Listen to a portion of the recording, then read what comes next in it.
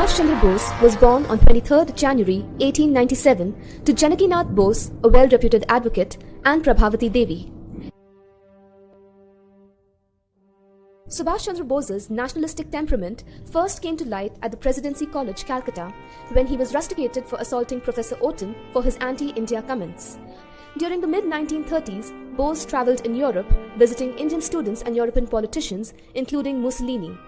He observed party organization and saw communism and fascism in action. In 1938, he had become a leader of national stature and agreed to accept the nomination as Congress President. He stood for Swaraj, self-governance. But this, however, meant a confrontation with Gandhi, which also created a rift between him and Nehru.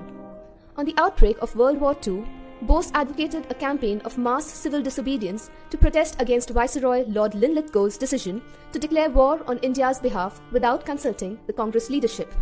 Bose organized mass protests in Calcutta, calling for the Holwell Monument, which then stood at the corner of Dalhousie Square, to be removed.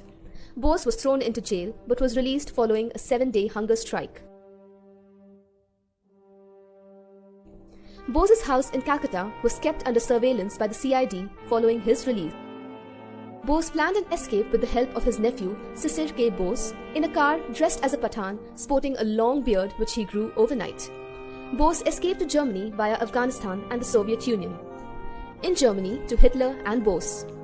I swear by God this holy oath that I will obey the leader of the German race and state, Adolf Hitler, as the commander of the German armed forces in the fight for India, whose leader is Subhash Chandra Bose. Matters worsened when the now retreating German army would be in no position to offer him help in driving the British from India.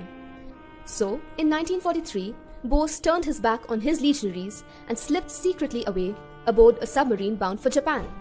Traveling on board the German submarine U-180 around the Cape of Good Hope to Imperial Japan via Japanese submarine I-29.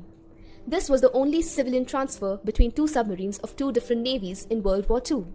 The idea of a liberation army was revived with the help of Subhash Chandra Bose in the Far East in 1943. Bose took control of the Indian National Army and was able to reorganize the fledgling army and gathered massive support among the expatriate Indian population in Southeast Asia. Spoken as a part of a motivational speech for the Indian National Army at a rally of Indians in Burma on July 4, 1944, Bose's most famous quote was, "Give me blood and I shall give you freedom." In this, he urged the people of India to join him in his fight against the British Raj. The INA's first commitment was in the Japanese thrust towards the eastern Indian frontiers of Manipur. The INA and Japanese also took possession of Andaman and Nicobar Islands in 1942. It was the Battle of Kohima and Imphal which had a significant impact on the Indian National Army. The Japanese could no longer fund their armies and eventually surrendered. The INA were no match for the British troops without the help of the Japanese and therefore surrendered to the British as well.